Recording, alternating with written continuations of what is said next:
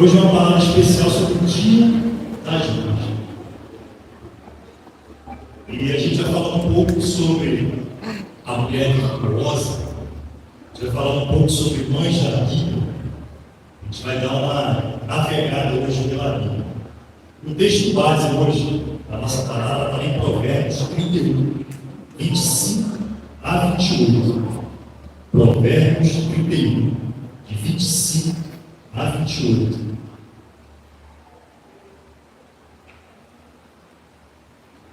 Quem achou, fala amém. Quem não achou, misericórdia.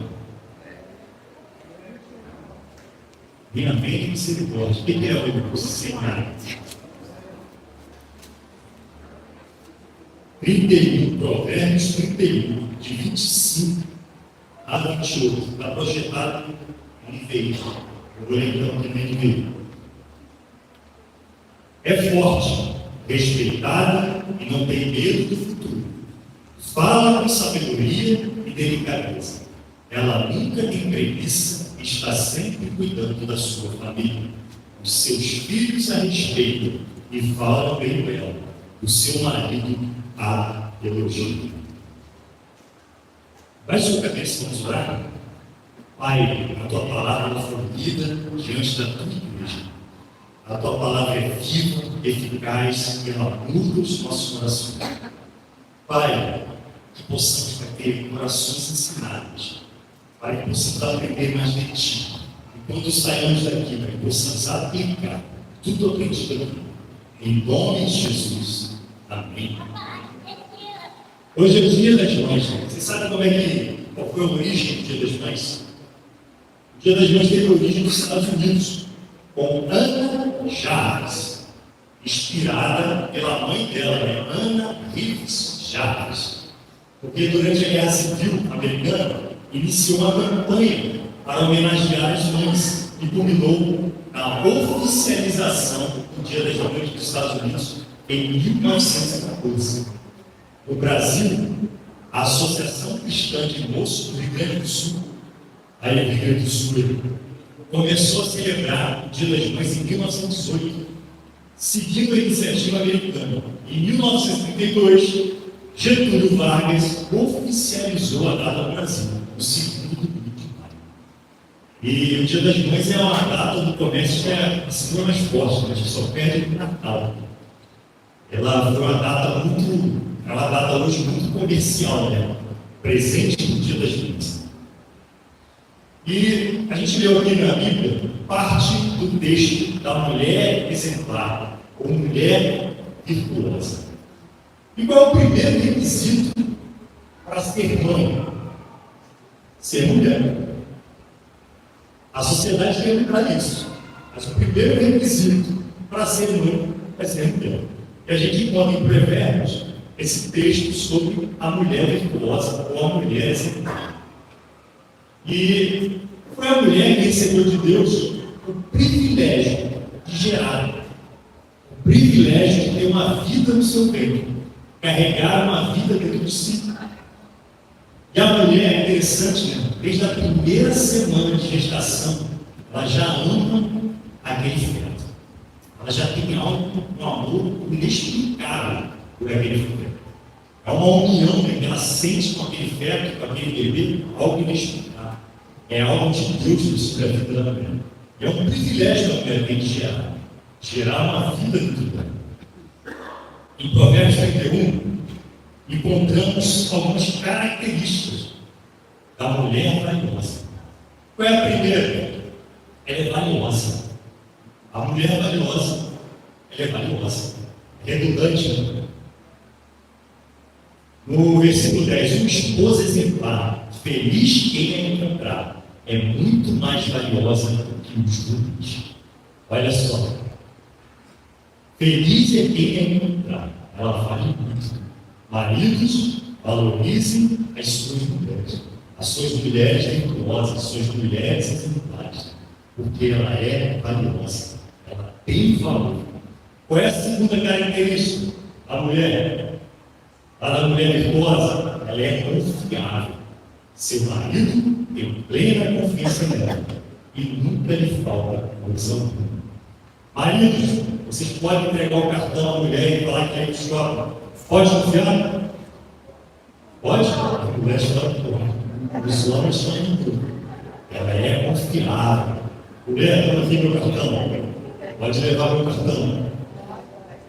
Ela é bondosa. A mulher virtuosa é bondosa. Ela só lhe faz o bem e nunca o mal, todos os dias da sua vida. A mulher virtuosa é bondosa.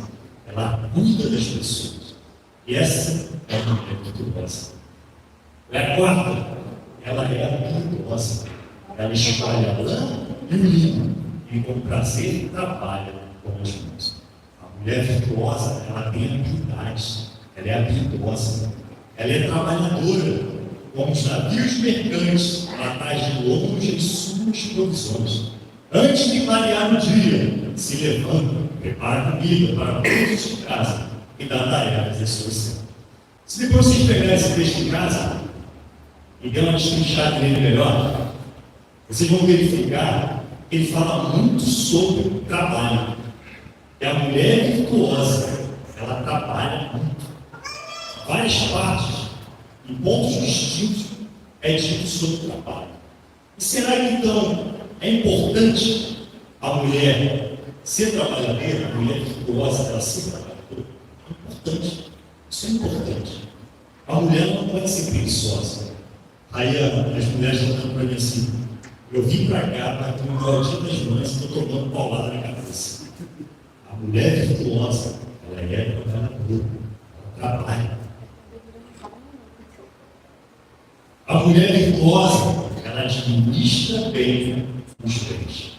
Ela é aquela mulher que sabe administrar. Ela sabe cuidar das conquistas. Ela sabe fazer mais bens. É uma mulher boa na administração. Ela administra bem o lar. Minha mãe, ela tinha essa missão dentro de casa. Essa missão. Ela que administrava todos os recursos da casa. Meu pai trabalhava e minha mãe administrava. E como a minha mãe esticava o dinheiro. Eu lembro de como ela fazia isso bem, como ela administrava bem. Geralmente no casal, tem aquele que é melhor na administração, tem aquele que é melhor num ponto, no outro. Isso aí não é. Se você tem alguém dentro do casal melhor na administração, ele vai melhor administrar os recursos da casa. A mulher, sétima, a mulher é forte, a mulher virtuosa, ela é forte. Ela entrega-se com vontade ao seu trabalho. Seus braços são fortes e vigorosos. A mulher virtuosa, ela é forte. Isso é forte, ela é forte. Ela não se deixa cair por qualquer coisa. Ela não se deixa derrubar por qualquer coisa. Ela é uma mulher forte. Ela enfrenta as coisas de frente. É uma mulher forte. É uma mulher generosa, aproveitável. Ela pode necessitá-los e estende as mãos aos pobres. Ela é generosa. Mulher virtuosa é generosa. Ela é cuidadosa. Não receia a neve por seus familiares, pois todos eles vestem agasalhos. Faz cobertas para sua cama. Veste-se de vinho e de púrpura. A mulher virtuosa, ela cuida do nosso. Ela cuida dos seus. Ela cuida da sua família. Ela tem todo o cuidado e zelo pelos seus. A mulher virtuosa, ela é sábia, fala com sabedoria e ensina com amor. A mulher sábia edifica a sua casa, mas a tola as próprias mãos a divide. A mulher não se sabe. Dentro do lar, a mulher traz a sabedoria. Porque se algo acontece errado no lar, o marido é muito fácil de tomar. Algo deu errado, o marido chuta bola para você de casa. Não quero mais. E a mulher tem que saber administrar isso. Ela tem que ser sábia. Quantas mulheres que a gente vê aqui na igreja, no horário, 10, 15, 20 anos do marido, e com sabedoria, todos eles estão juntos de seus pés. A mulher sábia, ela faz isso. Ela só agrega, ela não separa. Ela só ajuda, ela não separa. Isso é a mulher sábia dentro do lar. E a mulher, essa é a primeira característica, ela é honrada. Seus filhos se levantam e é elogio. Seu marido também é elogio. Dizendo que muitas mulheres são exemplares, mas você a todas supera. O marido, ele honra essa mulher virtuosa. Ela é honrada perante a sociedade. Maridos, falem bem das suas mulheres, protejam elas diante dos outros, falem bem. Não exponham a sua esposa diante dos outros falando mal, características ruins, o que ela tem de ruim. Falem bem, porque a esposa é grata do marido. Para com isso. E na Bíblia, a gente tem um exemplo de algumas mulheres. Algumas mulheres que têm algumas características que a gente pode tirar de ensinamento para a nossa vida. Agora, no momento de escola dominical, temos a primeira mulher, Joquebede. Joquebede é mãe de quem? Muito bom, o pessoal está assistindo, está vindo para beber. Joquebede, os filhos de Israel, eles estavam lá no Egito, começaram a se multiplicar muito. Eles eram férteis, multiplicou e ficou maior.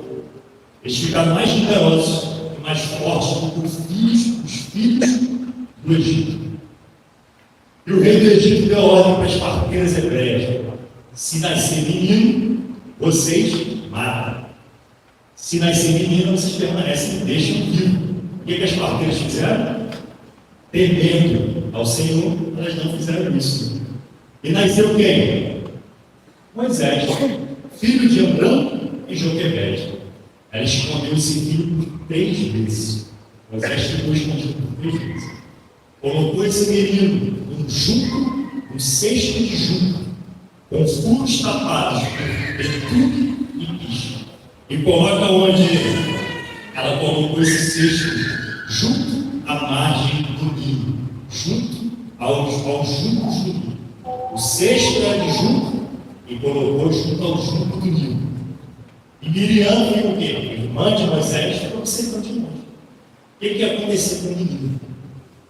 E a filha de Faraó, ela desce e encontra esse cesto, ela abre e encontra o bebê. Miriam, oportunista, observando tudo que estava acontecendo ali, se aproxima da princesa e fala: ó, quer que eu consiga uma mulher hebreia para poder amamentar essa criança? Mas claro, já. Ela foi lá, Miriam trouxe a própria mãe de Moisés e o criou. Ele o criou, ela o criou, até ele crescer, para poder entregar ele à princesa. E a gente tira algumas aplicações práticas dessa história. Que Deus, Ele cuida dos nossos filhos. Deus, Ele cuida dos nossos filhos. A todo instante, Ele cuida dos nossos filhos. Nós éramos responsáveis lá na União Capital pela escola de pais. A gente estava lá, curso de pais, lá na União Capital. E o que a gente via muito acontecer lá? Mães super protetoras com os filhos. Mães que não deixavam os filhos crescer e prejudicavam esses filhos na sua vida adulta. Quando a mãe ela trava o filho de crescer, de ter responsabilidade, de saber resolver as coisas, ela trava esse filho na vida adulta. Ela causa um problema nessa vida adulta. Imagina Joquebede, superprotetora, uns 3 meses ali depois, quando ele começa a chorar, ela, superprotetora, mantém ele escondido em casa. Ela não coloca ele no cesto e coloca ele lá no rio. O que ia acontecer com ele? Ele ia ser morto. Quando ele chorasse, ele ia ser morto. Mas aí a mãe tira ele embaixo da proteção e coloca ele no rio. A gente tem que fazer a mesma coisa com os nossos filhos. Nós temos que dar atribuições para ele. Eles têm que ter atividade dentro de casa. Eles têm que ter responsabilidade. Têm que saber comprar as coisas, têm que saber fazer negócio. Eles têm que acontecer de cedo. E eu tenho visto cada vez mais isso. Eu tenho um sobrinho, que eu fui lá no Rio de Janeiro nas últimas férias. Ele não sabia negociar, comprar. Meu irmão virou para ele falar e compra tal negócio. Ele não sabia falar, ele não sabia se comunicar. 15 anos, não sabia se comunicar por causa da superproteção. Nós temos que preparar os filhos do mundo? Não, não. Nós temos que preparar nossos filhos para Deus, mas deixar eles sair, voarem. Imagina logo depois o filho teu, que poderia ser um missionário lá na África, mas ele não sabe resolver nada, não sabe andar sozinho, não sabe se cuidar. Esse filho não vai conseguir resolver, não vai conseguir ser um missionário, não vai conseguir ser um homem de Deus, não vai conseguir sair de casa, porque existem muitos perigos fora. A mãe, ela tem que aprender a liberar os seus filhos. Outra aplicação prática. Joquebede, durante aquele período que permaneceu, possivelmente, provavelmente, ela tenha ensinado o seu filho a origem dele, quem ele era. Porque quando ele vê uma agressão contra o hebreu, ele parte de causa do hebreu e ele defende aquele hebreu e mata o egípcio. Mas isso veio de onde? Se ele era criado na corte, com todo o ensinamento do Egito. Isso veio, creio eu, provavelmente, a Bíblia não é clara a respeito disso, que foi da mãe, do período que ele permaneceu com a mãe. Ele recebeu ensinamentos da mãe. E Moisés ele foi criado na cultura egípcia, mas ele sabia que era o povo dele. Ele conhecia a cultura do povo dele. Isso eu creio que não tinha vindo do povo egípcio, tinha vindo da mãe. A mãe ensinou como ele devia. E tanto é que quando Deus se apresenta para ele na sarça, ele fala assim: eu sou o Deus de seu pai. Eu sou o Deus de seu pai. Moisés, ele conhecia quem era o Deus do pai. Qual é o ensinamento que a gente tira? Ensinar os nossos filhos. Nossos filhos têm que saber quem é o Deus da mãe dele. Tem que saber quem é o Deus da pai dele. Nossos filhos têm que fazer parte dos nossos pilares. Tem que conhecer os nossos pilares. Saber o que já vivemos. Nossos filhos têm que saber o que já passamos e o que vencemos em Cristo. Nossos filhos têm que saber como foi a nossa conversão, como Cristo nos resgatou. Filhos têm que saber da história dos pais. Eu sou o Deus de seu pai, o Deus de Abraão, o Deus de Isaac, o Deus de Jacó. Então Moisés cobriu o rosto, pois teve medo de olhar para Deus. Moisés temia esse Deus. Esse temor, ele não aprendeu no Egito. Tenho certeza disso. O temor, quando ele cobre o rosto, ele aprendeu com a mãe em casa. Ele aprendeu com Joquebede, no período que ela não. Ela não tinha temor. O Egito não tinha temor pelo Deus vivo. Como pode ensinar? Só ensina. A gente só pode passar o ensinar aquilo que a gente tem. E o Egito não tinha isso. Qual é a segunda mãe? A segunda mãe hoje é Ana. Ana era mãe de quem? Samuel. Ana, mãe de Samuel. Qual é a história de Ana? A história de Ana era bem triste. Eucana era o marido de Ana e tinha duas mulheres, Ana e Penina. E Penina tinha filhos e Ana não. Penina e Ana eram estériles. E Penina provocava, perturbava a vida de Ana, irritá-la por ela não ter filhos. E isso acontecia ano após ano. Toda vez que Ana ia à casa do Senhor, Penina perturbava a vida de Ana. Ana chorava, não comia. Ana ora e chora no templo do Senhor. Ana ia no templo, orava e chorava diante do Senhor. E Ana faz um voto para o Senhor. O que é esse voto? Se eu tiver um filho, eu vou entregar ele ao Senhor. Ele vai pertencer ao Senhor. Eu vou consagrá-lo ao Senhor. E ele pensa o quê? Porque Ana estava bêbada. Estava bêbada. Ela bocejava, falava, mas não saía sono. E ele pensa que ela está bêbada. E como é que a gente pode aprender com Ana? Aplicação prática. Nós temos que orar e chorar aos pés do Senhor, aquele que resolve. A mãe, ela tem que chorar aos pés do Senhor. Às vezes o filho, ele está desviado. A mãe ensinou a vida toda os caminhos do Senhor. E ele se desvia. Ele vê no mundo coisas boas que ele acha que são boas para a vida dele. Ele se desvia. E a mãe faz um mês, se desespera, briga com o filho, começa a querer expulsar de casa. E o que essa mãe e esse pai devem fazer? Orar. Orar para aquele que pode resolver os nossos problemas. Ele é quem pode resolver toda a nossa situação. E os nossos filhos, eles não pertencem a nós. Nossos filhos são do Senhor. Os meus filhos, quando nasceram, os dois, na maternidade, quando eles vieram para o quarto, eu levantei os dois e consagrei o Senhor. Os meus filhos pertencem ao Senhor. Amanhã ou depois, se eles pedirem, se ele pedir, meu filho, para ser um missionário do mundo, pertence ao Senhor. Não são meus. Nossos filhos não são nossos. Nossos filhos são criados para fazer a obra do Senhor. Nossos filhos são criados para a honra e glória do Senhor. E a promessa de Deus não volta vazia. Não é vazia.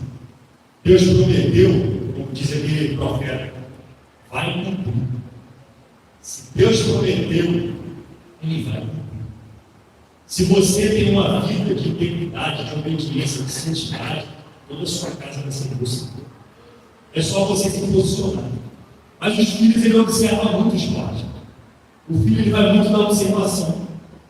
Agora, se ele vê no pai, que o pai não se posiciona, que o pai não tem princípio bíblico, não tem prioridade, não trata Deus como prioridade, ele vai tratar Deus como prioridade. Não vai. Ele vai ver em você, ele vai refletir na vida dele. Para ele estar na presença do Senhor, ele tem que te ver com você. Você tem que ser como Ana, chorando aos pés do Senhor para quem resolve. Ele tem que ver isso na sua vida. Por isso que eu falei antes aqui, nossos filhos, eles têm que saber os nossos milagres. Porque ele vai saber quem recorrer no momento da dificuldade. Ele vai saber quem buscar no momento da dificuldade. Nossos filhos têm que conhecer o nosso Deus. Quando ele for perguntar, eu sirvo ao Deus do meu Pai, o Criador dos céus e da terra, o Deus que nos resgatou. Aí ele começa a ter as experiências espirituais. Ele precisa ter as experiências espirituais. Ele não pode viver nas suas experiências. Ele conhece Deus por meio das suas experiências e passa a viver as experiências próprias. E quando ele vive as experiências próprias dele, ele não se desvia mais desse caminho. Porque ele conhece Deus que ele está fazendo. Quem é a próxima mãe? Isabel. Isabel é mãe de quem? João Batista. João Batista. E Maria? Mãe de Jesus. Essa eu vou tratar as duas histórias juntas. Isabel e Maria, mãe de Jesus. Essas duas mulheres, elas foram agraciadas por Deus. Por que elas foram agraciadas por Deus? Isabel gerou o maior entre os nascidos de mulher. Está lá em Mateus 11:11. O maior entre os nascidos de mulher, Isabel gerou. E Maria gerou quem? O nosso Salvador. Maria gerou o nosso Salvador. Existem dois extremos da religião. Uma religião que trata Maria como uma deusa e a religião que trata Maria como uma qualquer. Mas não, Maria tem seu grau de importância dentro da vida.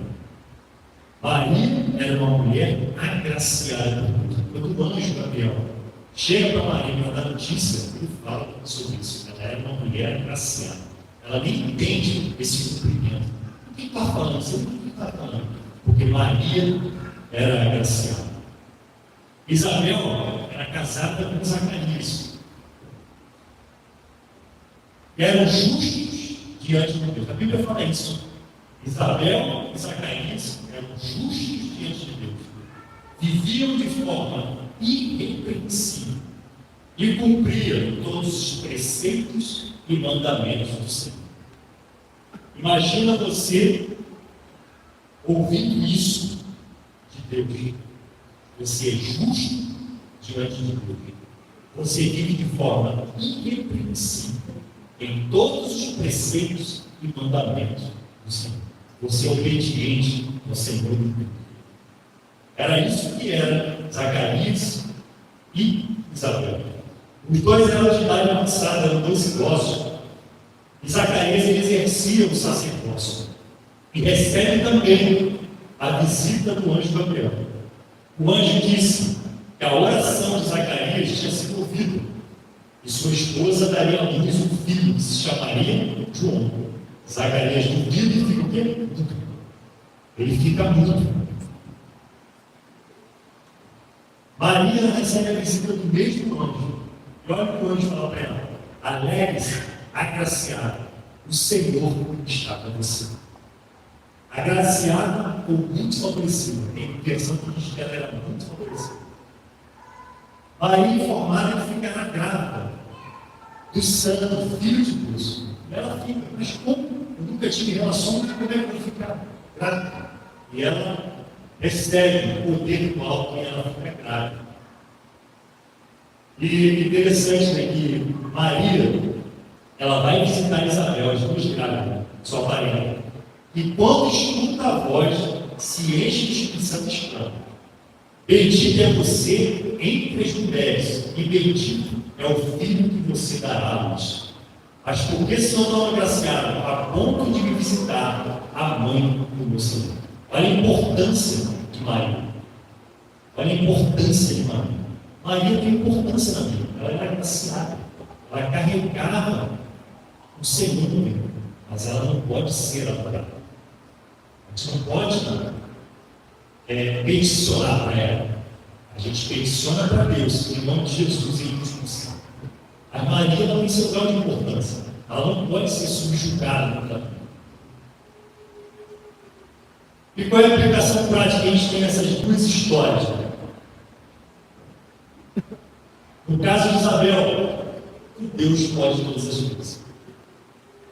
As duas, Isabel e Zacarias, eram idosos, avançados em idade. Mas Deus faz um milagre. E aí ele concede um filho. Quantas mulheres, elas não podem ter filhos? E quantas histórias a gente escuta de milagres que acontecem, de mulheres que recebem um filho? Deus, ele pode todas as coisas. Se você hoje está aqui, esse dia das mães, e não pode ser mãe, Deus pode fazer isso na sua vida. É só você crer. Só que você tem que ser igual Isabel, repreensivo, obediente. Aí você vai receber o seu pai. Deus vai olhar para você e vai te dar o seu pai. Mas não adianta você querer esse pai sem antes fazer a sua parte, se posicionar e cumprir o que Deus tem sobre a sua vida. Deus pode conceder filhos. Deus pode fazer milagre. Quantas histórias? A gente tem um casal de amigos, né? Eles não podiam ter filhos. A realidade faz, né? Vou falar do primeiro. E eles ficavam assim, aflitos, né, com aquela situação. E Deus falou com ele: começa a orar por outras pessoas que não podem ter filhos. Eles começaram a orar por outras pessoas. Aí eles ficaram. E agora foi a mais recente, no outro caso, que era 7 abortos, 6 abortos. E alguns deles em estágio avançado. Esse casal vem até aqui no Brasil, a gente vai pedir para testemunhar aqui esse milagre de fé. E Deus concedeu uma menina linda. E ela já tem 44 anos. Ela já tem 44 anos. Ela foi mãe agora com 44 anos. Tudo normal, milagre do Senhor. Deus, ele faz milagre. E eu postei mais cedo hoje no grupo da igreja um milagre que aconteceu lá em São Paulo, você quem viu, e foi iniciado pelo Metrópolis, olha só. Uma médica escreveu, um menino ressuscitou no interior de São Paulo de um afogamento. A avó chegou no hospital, a médica já estava testando o órgão. E a avó chegou no hospital, o menino já morto, pediu orar. A menina fez a avó fez uma oração fervorosa, emocionou o médico. E o menino começou a coloração da pele, começou a pálpebra daquela, e o menino ressuscitou. Aí a médica rasgou o óbito. E o nosso Deus opera milagres ainda hoje. opera milagres até hoje. É só a gente ter essa avó, o meio da fé dessa avó, uma oração fervorosa que é tudo isso. É a mesma fé que a gente tem que ter para a gente ter filho. É a mesma fé que a gente tem que ter para a gente ver uma família restaurada. É a mesma fé que a gente tem para a gente ter uma cura do câncer. É a mesma fé. E como a gente tem entregado muito aqui no Muito Fé, depende muito do nosso posicionamento. Depende muito das nossas prioridades. O que tem sido prioridade na sua vida? O que você tem buscado primeiro? Isso é a nossa reflexão. A gente imagina muito isso também no discipulado de homens. Porque um homem, ele tem que se posicionar diante de Deus. O homem é muito volátil. O momento ele está em alta, o momento ele está em baixa, o momento ele está diante do Senhor, o momento ele já não quer mais nada com o Senhor. Ele tem que se posicionar e dizer assim: agora a prioridade é do Senhor. E o que eu vejo muito? Deus como última prioridade. Primeiro, eu vou fazer minha faculdade, vou minha família, vou não sei o quê. Sempre tem alguma coisa para resolver. Depois, o Senhor. Culto de domingo. Aí eu vou na festa de doutrina de manhã, à tarde vou visitando, chego em casa 5 horas. Se eu estiver com disposição, eu vou à igreja. Quarta-feira no culto. Ah, Senhor, o Senhor me impede. Estou cansado. Hoje, quarta-feira, veio da semana, trabalhei a semana inteira. Vou ficar em casa. Vou sentar no meu sofá e ficar em casa. Quem tem sido prioridade na tua vida? Quem tem sido prioridade na tua vida? A gente alcança o milagre quando a gente tem Deus como prioridade na nossa vida. Aí a gente alcança o milagre. Maria, aplicação prática de Maria, foi obediente. Algo provado pelo filho, sem relações, obedeceu, ela recebeu, ela foi obediente. E Maria, que o Salvador, estava lá naquele templo.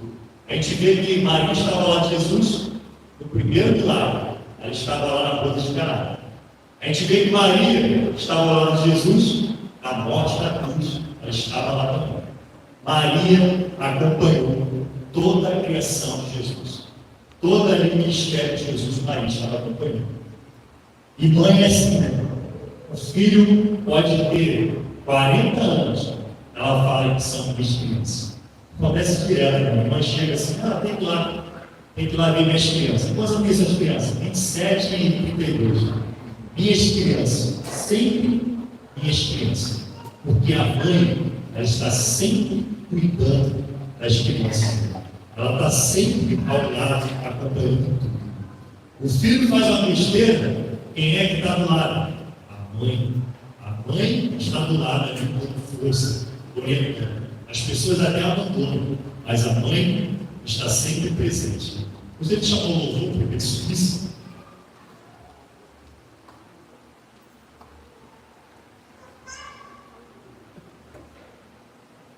Deus, Ele tem o controle de tudo. Deus que guarda e Ele cuida dos nossos filhos. Nós temos a missão de ensinar os nossos filhos no caminho em que ele deve seguir. Mas é no caminho, é caminhando com Ele. E Ele observa tudo o que fazer. Ele observa quem é o Deus da sua vida. Nós temos que orar e chorar aos pés do Senhor. Nós temos que recorrer àquele que pode resolver os problemas da nossa vida. Aquele que pode restaurar. Aquele que pode salvar. Nossos filhos não nos pertencem. Nossos filhos pertencem ao Senhor. Nós só tomamos conta dele, mas eles pertencem ao Senhor. Vamos deixar nossos filhos crescer.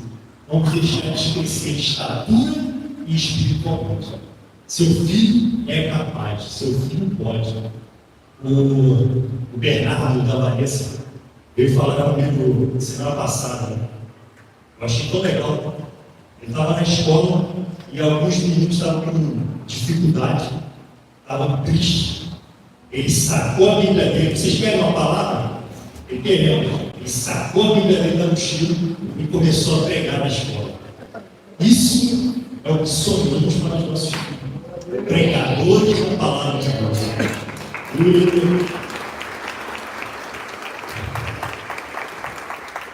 E é pena a gente ver assim, o garoto da igreja, cheio de autoridade, cheio de poder de Deus. E isso ele viu onde? Ele viu na casa dele. Ele está vindo na casa dele. Ele está recebendo isso. E ele teve autoridade. Vocês querem uma palavra? Como isso faz essa vida? Abriu a palavra e começou a pregar. E aqueles meninos da escola enxergam o quê? Enxergam Deus na vida do Bernardo. Olham para ele e veem filho de Deus.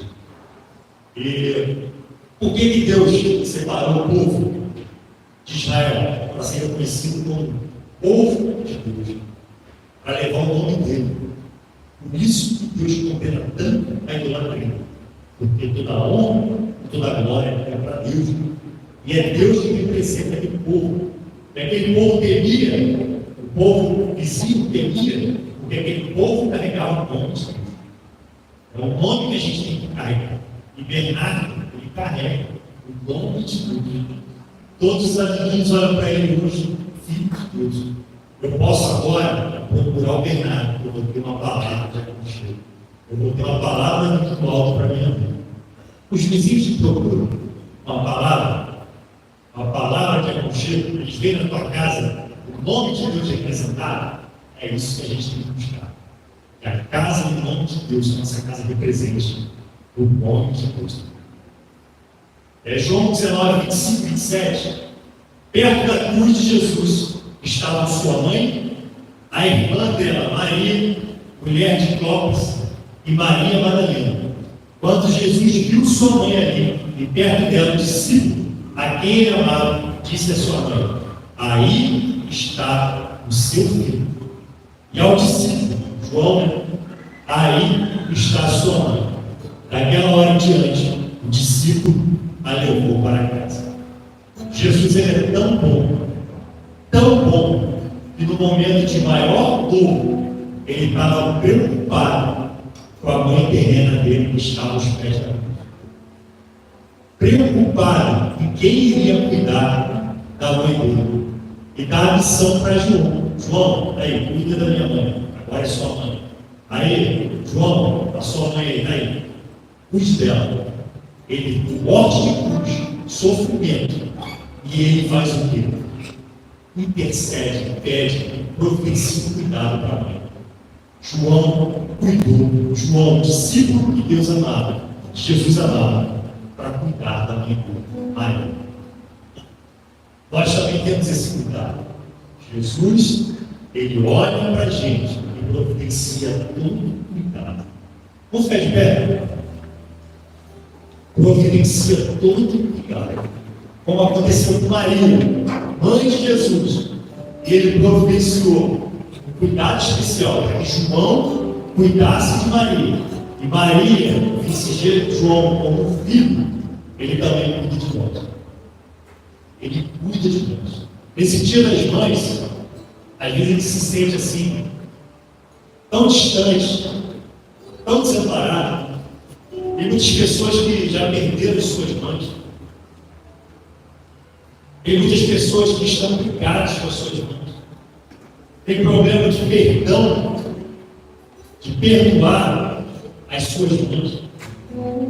Foram maltratados por suas mães.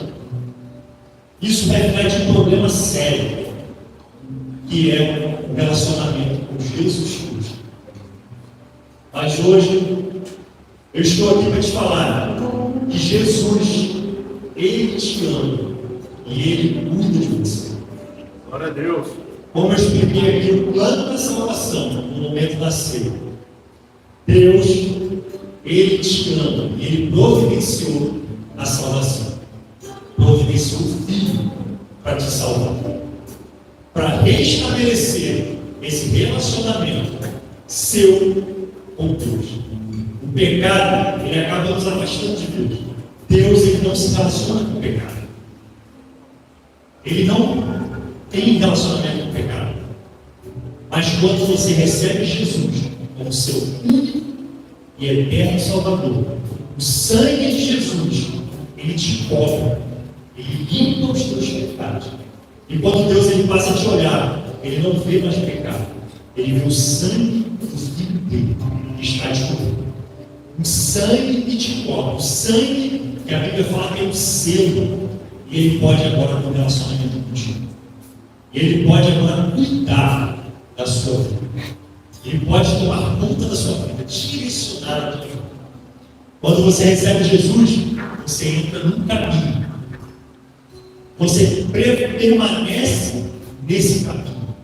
Você persevera nesse caminho. Você não desiste durante esse caminho. E você vai morar no céu com Jesus Cristo no final desse caminho. É lindo demais, amigos. É lindo demais. O Evangelho ele é lindo. O Evangelho é puro de arrependimento. Você se arrepende, recebe Jesus, todas as suas transgressões são apagadas. A Bíblia fala que os seus pecados, os meus pecados, ele não lembra mais. Está embaixo de esquecimento. E depois que você toma essa decisão, ele cai no mar de esquecimento. Qualquer voz te acusando não é Deus. É o inimigo te acusando, tentando tirar da direção.